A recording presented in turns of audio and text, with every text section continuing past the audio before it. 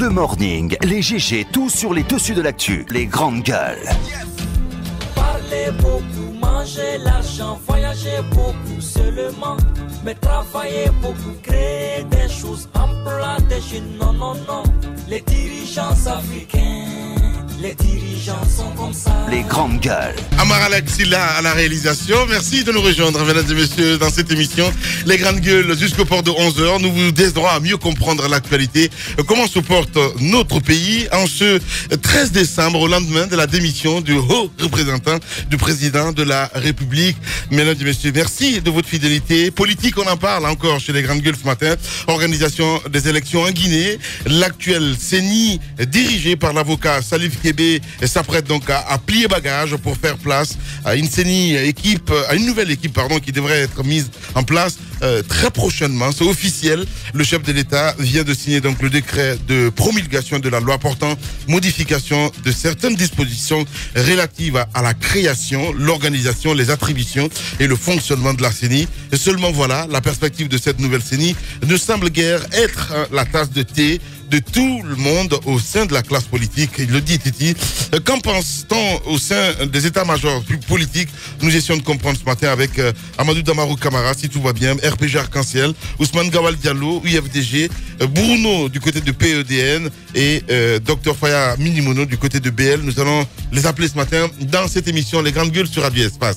La Guinée qui s'achemine vers de cruciaux rendez-vous électoraux en 2019 et en 2020, alors que les voyants politiques sont loin d'être au vert. Il le dit, Titi, les tensions nées de l'organisation des élections locales au début de l'année, donc combinées à des crises polyformes dans divers secteurs de la vie nationale, n'offrent guère de perspectives permettant au pays d'appréhender ces échéances avec sérénité. Et par-dessus tout, la valse d'hésitation de l'actuel locataire du palais Sékou Touré quant à son intention de briguer un troisième mandat à la tête du pays. De quel œil peut-on observer cette situation et comment sortir de l'impasse politique dans notre pays? Monsieur Ali Ouba, président de l'organe de coordination provisoire du modèle, il est notre invité. Grand oral donc à suivre ce matin dans cette émission Les Grandes Gueules. D'autres moins s'offrent évidemment pour vous, auditeurs, de nous envoyer des messages, évidemment, soit par SMS à ce numéro qui s'affiche juste en bas de l'écran, sinon par Twitter, force d'ailleurs, en qui je vous conseille fortement. Bienvenue, bonjour Moussa Moïsina. Bonjour Lamine, bonjour à tous. Comment ça va ce matin? Bien, Dieu merci. Voilà. Tamba Zakari Minimono, bonjour. Bonjour Lamine. Bonjour le sage Jacques Lewa, bonjour. Bonjour Lamine, bonjour à tous. Bonjour mon cher Obi. Bonjour. Bonjour Abakadalo. Bonjour Lamine, bonjour à tous. Bien, allez, on s'intéresse à l'actualité. Nous partons à l'intérieur du pays ce matin, mon cher Titi. On part à Dubreka. Des questions après l'explosion donc des sérieuses questions qu'il faut se poser après l'explosion qui a tué 2 personnes hier. C'est un bilan provisoire. On attend de savoir si ce bilan va évoluer ou pas. On ne souhaite pas que ce bilan évolue. On en est déjà donc à 2 morts. Mais si vous avez suivi un peu les comptes rendus qui ont été faits par les médias, et vous rendrez compte que c'est quand même une situation qui, ma foi, est une répétition qui, ma foi, est intolérable. Parce que ce n'est pas la première fois, et cela a été rapporté par l'ensemble des médias, c'est pas la première fois, surtout dans cette unité industrielle située à Kagbele, qu'il y ait de l'explosion. Ah ouais? Oui, c'est pas la première fois. Et c'est donc la deuxième ou la troisième fois qu'il y a de l'explosion dans la zone industrielle de Kagbele. Donc c'est pas la première fois. Il est à donc dire que les précédents cas qui sont produits et qui n'ont pas causé de mort d'homme, il faut le préciser. Ces cas n'ont pas été bien diagnostiqués et on n'en a pas tiré les enseignements. Autrement, si on avait tiré les enseignements des premiers cas et si des mesures correctives avaient été prises, je pense que on aurait évité que d'autres cas se produisent. Mais vous connaissez comment ça se passe dans notre pays. C'est comme un peu les accidents de la circulation. Ils se produisent à longueur de journée, à longueur de semaine, et on en parle dès qu'ils se produisent. Et derrière, il n'y a aucune disposition, aucune mesure n'est prise. C'est assez triste. C'est le même cas qui se produit donc du côté de Dubreka. Comment comprendre qu'il y ait donc que ce soit une unité où on fabrique une unité de fer, je crois de fabrication de fer, mais aussi combiné de fer à béton. Et combiné à une unité de fabrication de gaz. Je comprends pas. C'est assez hybride où il y a du gaz. On fabrique du gaz, mais aussi on fabrique du fer à béton. De mise en bouteille de gaz. De mise en bouteille de gaz. Vous voyez donc que ça fait une sorte de cocktail Molotov. Donc il fallait s'attendre à ce que ça pète un jour, que ça explose. Et c'est ce qui est arrivé. Je pense que c'est assez dramatique. Il faut se poser la question de savoir, est-ce que dans nos unités industrielles, est-ce qu'on se penche sur la question de la sécurité sanitaire, la sécurité des installations? Parce que vous voyez, vous allez même dans les bâtiments officiels, dans les bâtiments de l'État, vous vous rendrez compte qu'il n'y a même pas d'extincteur. Lorsqu'il y a incendie, il n'y a pas d'extincteur, il n'y a pas de dispositif anti-feu ou pare-feu pour éviter que lorsqu'il y a incendie, que tout le bâtiment ne soit consumé. Je crois que l'État doit veiller à cela. Et moi, je vais interpeller ce matin le ministre de l'Industrie. C'est important. Il faut un audit des installations des unités industrielles. Parce que je pense qu'on ne peut pas faire installer une unité industrielle comme ça n'importe comment dans un pays. Si cela n'est pas observé, les mesures qui doivent être prises avant l'installation des unités industrielles, si ce n'est pas fait, moi j'encourage, je vais inviter ici le ministre Thibault à engager très rapidement, sans attendre, sans délai, une vaste opération d'audit des installations des unités industrielles pour s'assurer que toutes les mesures de sécurité sont réunies pour éviter donc ce genre d'accident au travail et ce genre de drame. C'est vraiment une mesure à laquelle il doit penser. Il faut qu'il agisse très rapidement. Alors, l'accident, vous l'avez rappelé, est intervenu hier dans l'après-midi, donc aux alentours de 14h. C'était l'heure de la pause au niveau de cette unité industrielle. Pour être donc clair, c'est UDAV Multi. Heureusement d'ailleurs. UDAV Multi-Industrie, c'est le nom de l'entreprise. C'est une entreprise qui est détenue donc par les Indiens. Donc, d'après les premières informations que nous avons eues après donc l'accident depuis hier, c'est que l'industriel n'aurait reçu des licences que pour faire du fer à béton. Donc après, on ne sait pas par quel mécanisme elle a commencé donc cette usine à faire du gaz. Donc un procédé qui permet donc de mettre du gaz dans des bouteilles. Ce n'est pas le premier accident. Aboubakar l'a rappelé, il y a eu plusieurs accidents qui heureusement n'ont pas produit de mort. Cette fois-ci ça fait des effets parce que ça fait 2 morts. Non mais c'est la folie. Bon, ça fait 2 morts. Titi, ça fait 2 morts. Vous avez appelé 11 blessés. Alors ça fait 2 morts et 11 blessés. Donc il y a eu des réactions vives de la part, bien naturellement, des parents des victimes. On a pris des blessés parce que moi, c'est là que je veux intervenir maintenant. Il y a des blessés graves qu'on a amenés du côté de Yataya au niveau d'une clinique, la clinique Avicenne. Je crois, par habitude, c'est ce que l'industriel fait quand il y a des accidents de ce genre. On les amène, n'est-ce pas, au niveau de cette clinique. Mais il se trouve que depuis hier, selon nos informations, donc, il n'y a pas de personnel suffisant pour s'occuper, n'est-ce pas, de ces blessés qui sont du côté des Avicenne.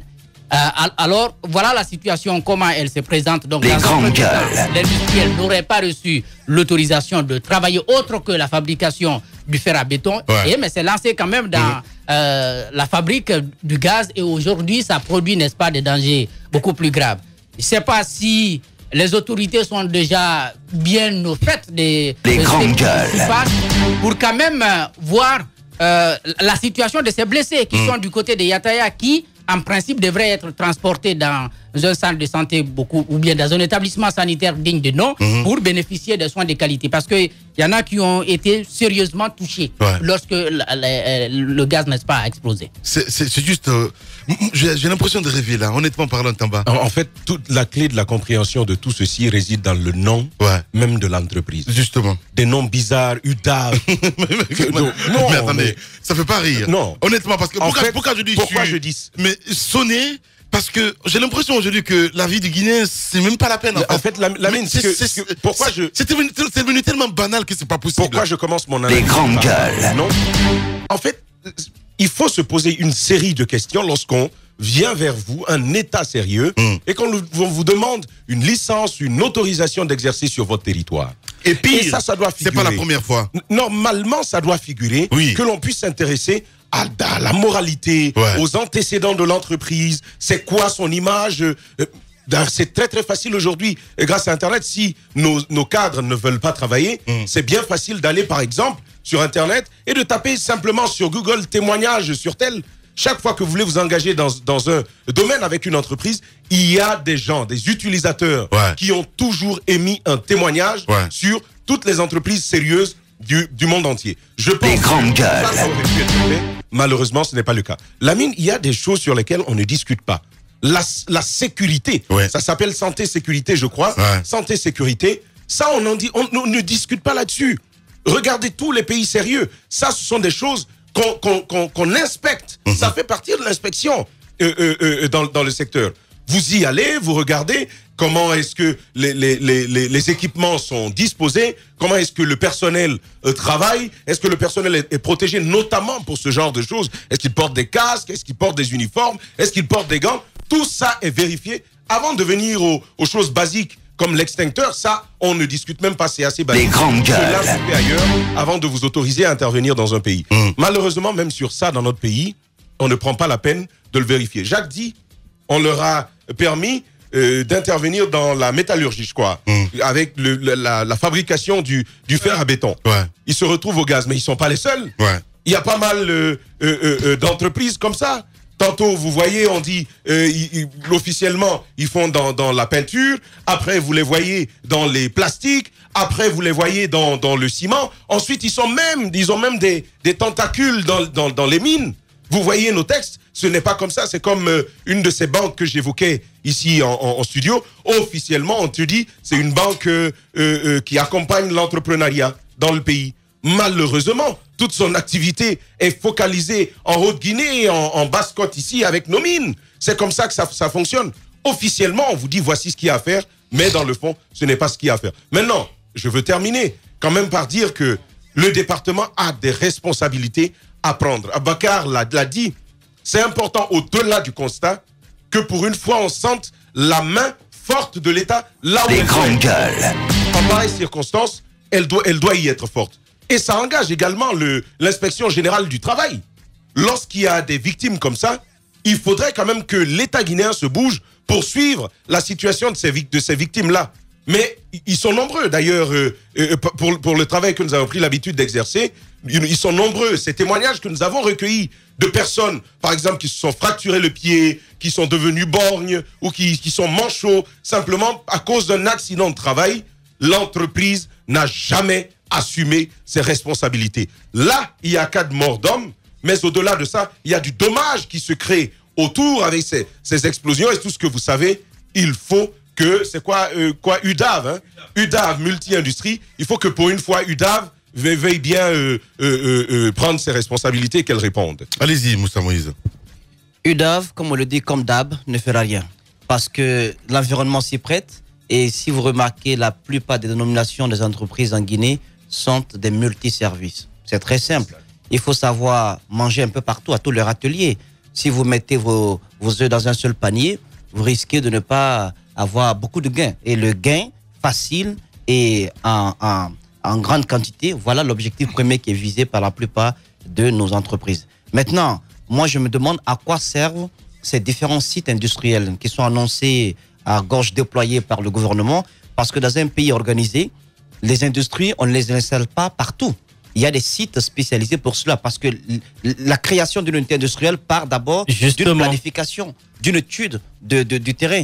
Donc, du coup, quand il y a des sites industriels qui sont aménagés, c'est obligatoire qu'il y ait, par exemple, des bornes à eau à côté de ces sites industriels. C'est obligatoire pour l'État de permettre à ce qu'il y ait, par exemple, des unités médicales à côté. Parce qu'un site industriel, ça peut être une sorte d'agglomération, un village, on peut dire presque une ville industrielle. Oui. L'État a la même mise un peu sur ces unités industrielles, peut contrôler leur fonctionnement et veiller à savoir, par exemple, si le personnel est mieux traité, si le personnel a tous les équipements adéquats qu'il faut pour travailler sur ces sites-là. Parce que ailleurs, vous pouvez prendre l'exemple du Sénégal, les unités agroalimentaires sont dans leur zone et les unités qui évoluent, par exemple, dans les BTP sont aussi dans leur zone. Mais tout ça fait partie d'une planification. Nous, on nous annonce l'existence et la création des sites industriels. Je vois maintenant pourquoi les particuliers et quelquefois même l'État, à travers certains de ses agents, se permettent de vendre des parcelles de lopin de terre appartenant à ces soi-disant sites industriels. Ce qui se passe là, c'est l'anarchie totale parce que c'est pas planifié. C'est pas planifié et du coup, allez-y savoir si, même à l'intérieur de cette unité industrielle, si les travailleurs ont même l'équipement, la combinaison qu'il faut pour travailler. Parce que qui parle de métallurgie, qui parle de gaz, parle quand même de combinaisons spéciales pour pouvoir toucher à ces matières-là. Mais ce n'est pas fait. Il faut une inspection. On a parlé de certains dossiers ici qui ont fait bouger le ministère de l'Industrie, par exemple. Lorsqu'on a évoqué le cas de cette bière frélatée du côté de la Haute-Guinée. Je pense qu'on a parlé d'une autre unité industrielle du côté de Kagbele. C'est une patate chaude. Qui sait? Peut-être qu'il y a des hauts perchés du côté de l'État qui ont des actions dans ces entreprises-là. On ne peut pas parler en fait de la chose. Le ministre, on essaie de le joindre, impossible. Là, moi j'ai des doutes là. Honnêtement parlant. J'ai des doutes là. C'est pas normal. C'est quand même. Il y a 2 vies pour l'instant arrachées. De la plus banale des manières. Mais justement, cette situation ne peut pas rester comme ça. Les grandes gueules. Quand je regarde les cas précédents, je me dis, est-ce que pour 25 morts presque pour ces cas d'accident de la circulation, où il n'y a pas eu ne serait-ce qu'une communication, la communication qui est venue, elle est venue tardivement, et ensuite les mesures que nous attendions ne sont pas des mesures véritables qui ont été faites. Si pour 25 morts, on n'a pas eu le dédain de faire ne serait-ce qu'un petit geste à l'endroit de ces familles, des victimes et autre chose, je pense que c'est pas pour 2 morts qu'on ferait quelque chose. Voilà. Donc, les grandes gueules.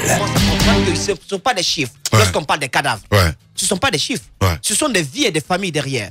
Et il faut une véritable inspection, pas des inspections, m'as-tu vu, avec des caméras derrière, des journalistes derrière, pour aller, alors que l'entrepreneur sait d'avance qu'il y a une inspection qui arrive, pour aller leur dire, tenez, toi, on vient te voir aujourd'hui. Tu parles de Kébéro, là? Oui, on vient te voir aujourd'hui, donc sois prêt. Nettoie les grandes gueules.